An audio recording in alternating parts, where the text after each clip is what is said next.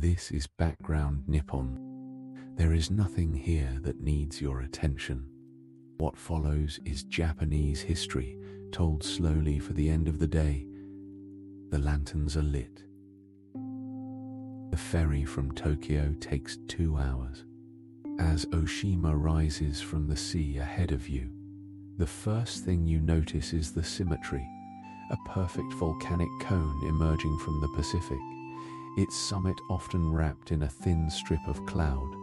The island is large enough that it takes a moment to understand what you are looking at. This is not a rock. This is a mountain that has pushed itself up from the ocean floor over hundreds of thousands of years and decided to stay. At its summit, Mount Mihara burns quietly, breathing out a thin thread of sulfur that disperses in the sea wind before most visitors ever smell it. The camellias are already visible from the ferry, millions of them, covering the lower slopes in dark, glossy green. In late January and February, they bloom red. The island announces itself in color before you have even stepped ashore. Oshima sits at the northern edge of the Izu-Bonin Arc, a chain of volcanic islands that runs nearly 2,000 kilometers south into the Pacific. The Philippine Sea Plate is pushing itself under the Eurasian Plate here, and where one plate descends into the mantle, the other builds upward, forcing magma through the ocean floor, raising islands from the bottom of the sea. Oshima is one of the most active of these volcanic outposts. Its eruptions have continued through recorded history, leaving layers of ash that have blown east and sometimes reached the mainland. On a clear day from the summit of Mount Mihara, you can see the next islands in the chain, Oshima to the south, the faint outline of Niijima beyond it. The chain continues, one eruption at a time, island after island, as far south as the geography allows. For much of Japanese history, Oshima was not a destination. It was a destination for people who had no choice. The Izu Islands sit within reach of Edo, close enough for a boat to make the crossing in reasonable weather, far enough to be unreachable without one. For the Tokugawa shogunate, this made them useful. Political inconveniences could be sent here. Poets who wrote the wrong verse, samurai who backed the wrong lord, priests whose teaching troubled the authorities, all of them made this crossing in the opposite direction to the one you just completed, knowing they would not return. The ferry they took was not a ferry. It was a fishing boat or a cargo vessel willing to carry an unwanted passenger. The island waited for them as it waits for everyone, without sympathy, without hostility, simply there. Among those sent to Oshima, the most famous is Tamiya Botaro, a samurai condemned in 1691 for an act of unauthorized vendetta. He lived out the remainder of his life on the island, and the story of his exile became the seed of a ghost story, Yotsuya Kaidan, that would later become one of the most performed plays in the kabuki repertoire. The island absorbed his story as it absorbed all of them, quietly, without record. The exiles built small lives here. They planted vegetables in the volcanic soil. They watched the shipping lanes and said nothing. Some of them, in time, married into the island's existing community. The people of Oshima are the descendants of those who stayed, whether they arrived by choice or by order. The camellias have been here as long as anyone remembers. The island holds more than 3 million of them, a number that is difficult to imagine until you walk through the forest and understand that it goes on in every direction, further than you can see. The trees grow tall here, which they rarely do on the mainland. 12, 15 meters. Their roots hold the volcanic soil against the wind. In winter, when the rest of the island is grey and the sea runs dark, the camellias bloom scarlet. The flowers fall whole. They do not lose petals one by one, but drop from the branch complete, the whole blossom at once, landing on the ground without fragmenting. This quality was admired by samurai for reasons that require no explanation. The island's camellia oil has been valued for centuries. It is pressed from the seeds and used to dress hair, season cast iron, preserve tools against the sea air. The main town, Motomachi, sits on the northwestern coast. It is a real town, not a village, not a resort, not a place arranged for visitors. People live here in the ordinary way. They go to the post office, they eat at small restaurants, they collect their children from the island's school. The roads are real roads. The shops are real shops. There is a town hall, a fire station, a small hospital. The volcanic geography intrudes everywhere. The streets are paved with black lava stone. The walls of older buildings are made from the same material. At night, from the upper streets of Motomachi, you can see the lights of the mainland, a thin luminous strip on the horizon that has always been there, visible and unreachable in equal measure. The island exists in constant sight of a world it is not quite part of. Mount Mihara has two histories. One is geological. The other began on January 9, 1933, when a 24-year-old student named Kyoko Matsumoto climbed to the crater rim and stepped into the volcano. She left a note. The note was published. Within weeks, something spread through Japan that no authority knew how to name or stop. Hundreds of people made the same journey. Some came alone, some in pairs. By the end of 1933, more than 900 people had died at the crater's edge. The newspapers had named the phenomenon. The government banned publication of the details. The train companies refused to sell single tickets to Oshima, and the island became, for a terrible and specific season, the most discussed place in Japan. The crater is fenced now. There are barriers, signs, a paved observation path. The mountain holds its ordinary silence, but the history of that year sits in the geological record of the island the same way everything else does, absorbed, present, not quite gone. The other history of Mount Mihara is volcanic. In November 1986, the mountain erupted. Not catastrophically, not in the way that destroyed cities, but completely enough that the entire island had to leave. Lava fountained from fissures on the western flank. The rivers of molten rock moved slowly toward the sea, crossing roads, surrounding buildings, stopping short of Motomachi only by a margin that the residents did not know about while it was happening. All 10,000 people on Oshima were evacuated in a single operation by ferry and by air to the mainland and to neighboring islands. They were gone for about a month.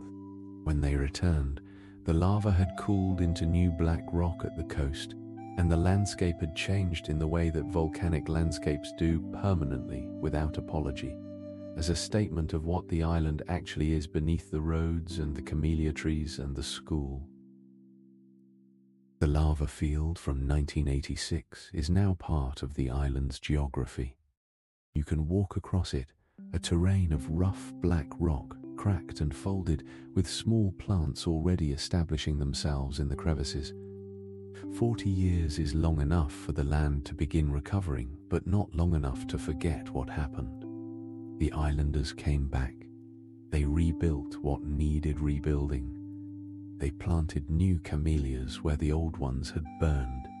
The evacuation was successful. Not a single person died in the eruption, which is itself a kind of testimony to what these islands have taught their people over centuries of living alongside volcanic activity. Mount Mihara still emits gas. The monitoring equipment records its temperature and its chemistry daily.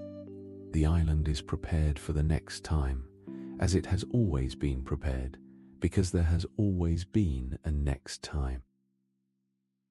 You can hike to the summit in about an hour from the bus stop at the 5th station.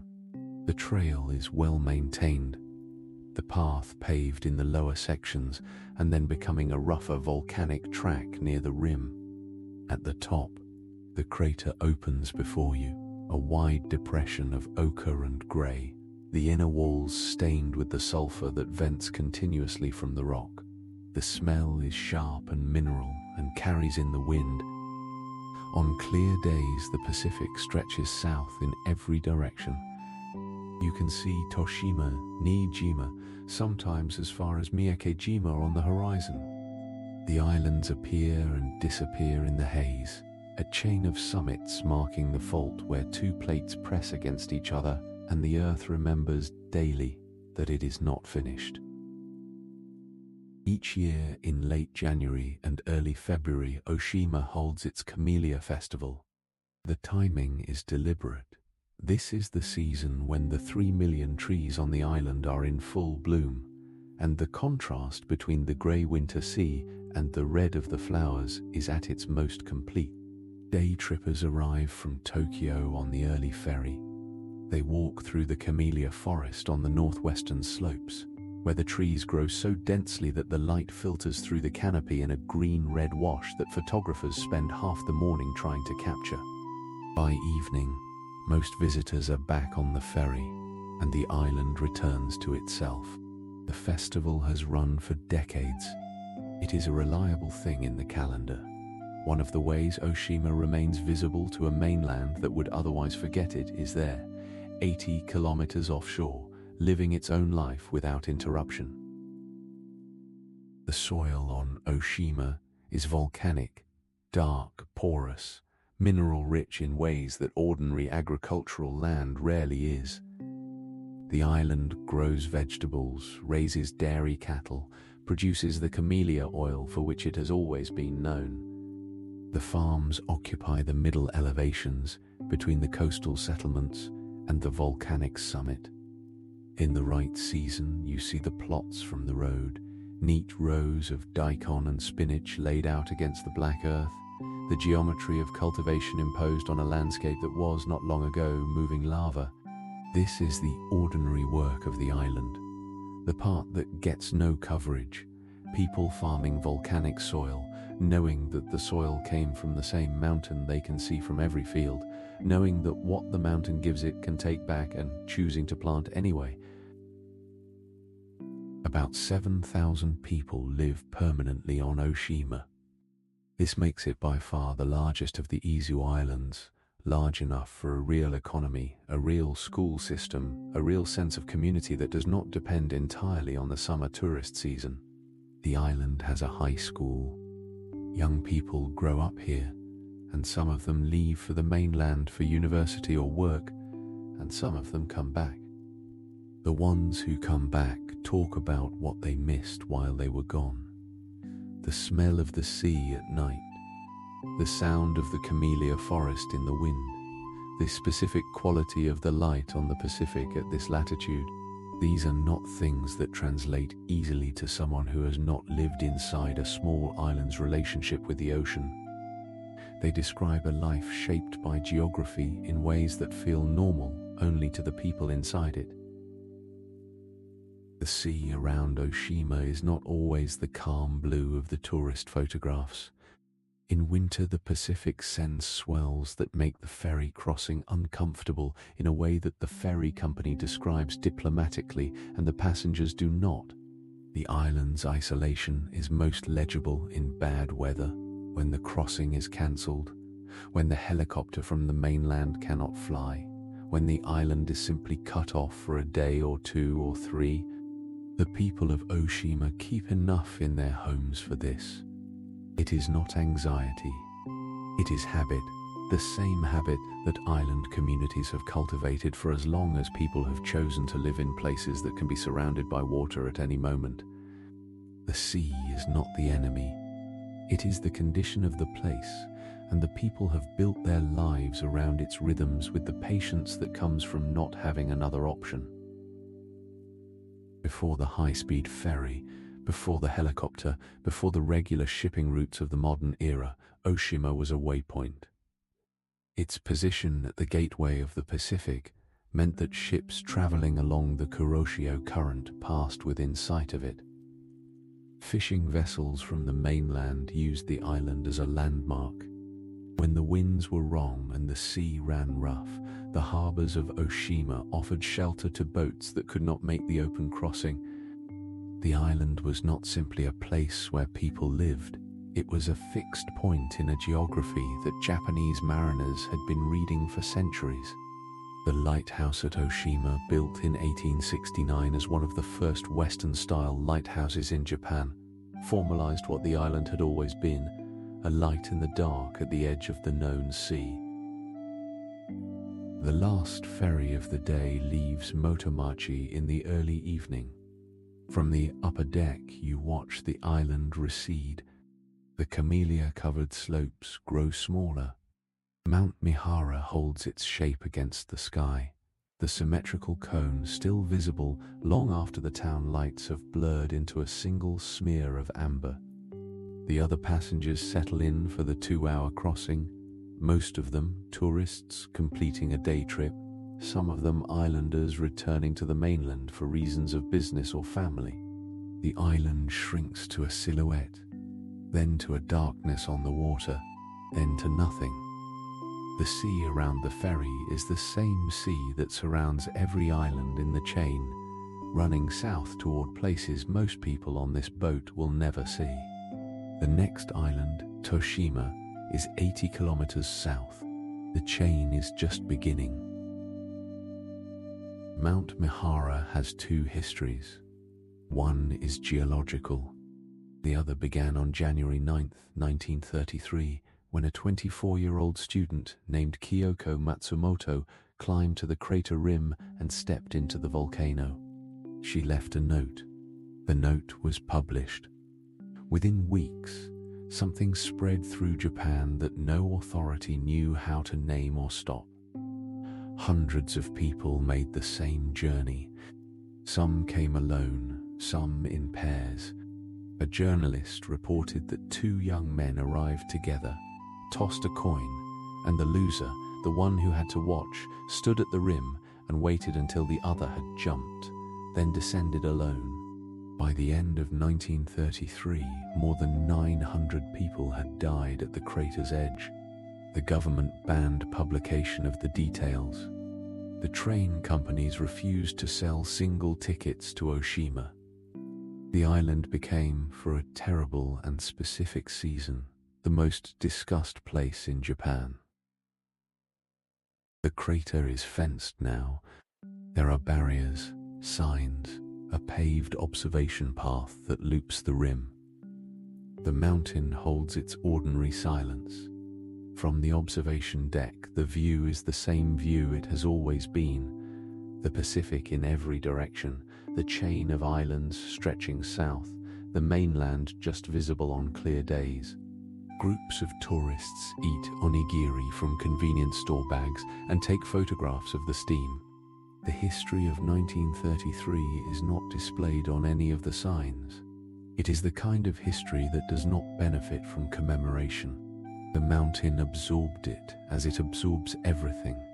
The exile histories, the volcanic histories, the ordinary weekday histories of 7,000 people going about their lives. The crater does not distinguish between what it holds. At the southern tip of the island, the lighthouse at Oshima has been sending its beam across the Pacific since 1869. It was one of the first Western-style lighthouses built in Japan, constructed under Meiji government orders, using imported French engineering and local labor. The lighthouse was needed because the Kuroshio Current runs through these waters, and ships that misjudge the approach have always come to grief on the volcanic rock. The beam makes one full rotation every 4 seconds and can be seen 21 kilometers out to sea. It has been tended continuously for more than 150 years, through 2 world wars, through the 1986 eruption that covered the island in ash, through every typhoon the Pacific has sent. It is the most enduring thing on an island that is itself one of the oldest things in the chain. The island's economy runs on three things: tourism, camellias, and fish. The fishing boats leave Motomachi harbor before dawn, heading for the waters where the Kuroshio current creates upwellings that bring cold, nutrient-rich water to the surface. This is where the yellowtail run, and the sea bream, and the various species that make up the catch that gets loaded onto the cargo ferry for the mainland market twice a week. The fishermen have been reading these waters for as long as the island has been inhabited. They know where the current bends, where the bottom drops off, where the fish concentrate in each season. This knowledge does not get written down.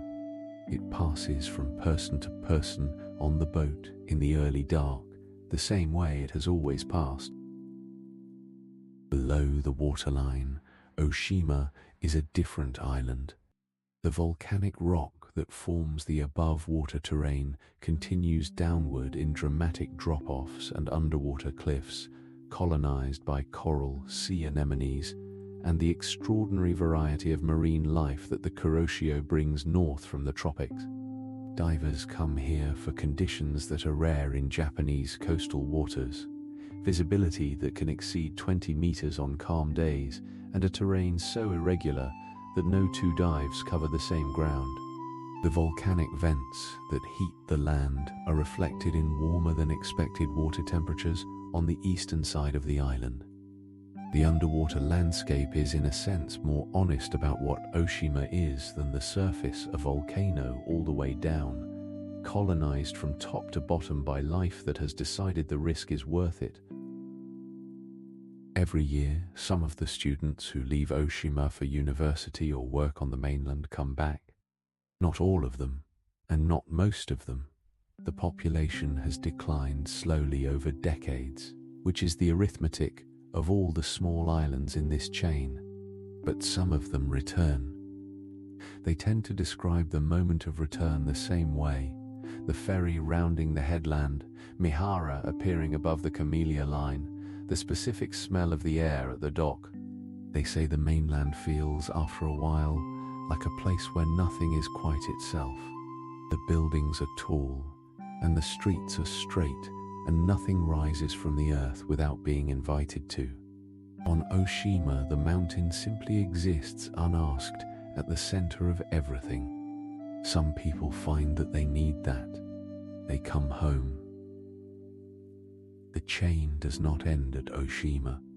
From the southern coast, on a clear day, you can see Toshima, the next island 80 kilometers south. A green hill barely distinguishable from the surrounding sea. Below Toshima, Niijima, Shikanejima, Kozushima, and below those, Miyakejima, where every resident carries a gas mask. Mikurajima, where wild dolphins have lived alongside a human community for decades. Hachijojima, where the Edo period sent its unwanted, and at the furthest reach of the chain, barely still Tokyo, the caldera island of Aogashima, 170 people inside a volcano, 350 kilometers from anywhere. All of these belong to the same city. The ferry south is waiting. The chain is just beginning. Along the eastern coast of Oshima, in the sheltered bays below the camellia line, women have been diving without equipment for longer than the written record extends. They are called ama, sea women, and they work in the same way divers have worked in these waters for at least 2,000 years. No tanks, no masks beyond simple goggles, no fins. A breath held, a dive to 10 or 15 meters. Hands working quickly along the bottom before the body insists on returning to the surface. They dive for abalone, for sea urchin, for the turban shells that live in the rocky substrate below the volcanic cliffs. The Kuroshio brings warm water up the eastern coast, which extends the diving season here compared to islands further north. The women who still do this work are older than their predecessors were when they started. Their daughters have mostly chosen other work. The practice continues, diminished in the way that island practices do, held by the few who hold it until they do not. On the night of October 15th, 2013, Typhoon Waifa made landfall across the Izu Islands. The rain gauge at Oshima recorded 122 millimeters in a single hour. The volcanic soil of the northwestern slopes, the same dark, porous substrate that grows the camellias, that holds the camellia roots, that has been built up over thousands of years of eruption and recovery, reached saturation in the darkness before anyone in Motomachi was awake. The mudslides came down the valleys at speed. 39 people died. The town lost streets, houses, elderly residents who had lived their whole lives on the island. It was the worst disaster Oshima had experienced in the modern era, and it was caused not by the volcano but by rain, by the island's own soil moving all at once. The camellias on the upper slopes were untouched. The town below rebuilt, as it has always rebuilt from what remained. In November, after the camellia season ends and the flowers have gone, the seeds fall. They are small, hard, brown, unremarkable things that drop from the same trees that bore the red blossoms 2 months before. On Oshima, they are collected by hand and taken to the pressing houses, where they are dried, cracked, and pressed cold to extract the oil inside. Tsubaki oil is clear and almost odorless. It has a particular viscosity, lighter than olive oil, heavier than water, that makes it ideal for a specific range of uses. It is rubbed into the hair, which it conditions without weighing down. It is applied to cast iron cookware to prevent rust. It is used to clean and preserve the blades of tools. The aristocratic women of the Heian court dressed their hair with it. The island has been pressing and exporting it for over 1,000 years, as quietly and continuously as the trees themselves grow. There is a particular quality of time on a small island. It is not slower exactly. The days are the same length, they are everywhere, but the scale of what surrounds you compresses the sense of what is urgent. On Oshima, the most permanent thing is also the most visible. The mountain, always there, larger than anything human beings have built on the island or ever will. Against it, the ferry schedule and the school year and the fishing season and the camellia harvest are brief repeated rhythms, generation after generation, running on a clock that the mountain does not acknowledge. The people who come back to Oshima after years on the mainland often describe this as what they missed without knowing they missed it. Not the views, not the nature, but the feeling of being in correct proportion to something. The mountain does not care whether you are here. It does not care that you have returned.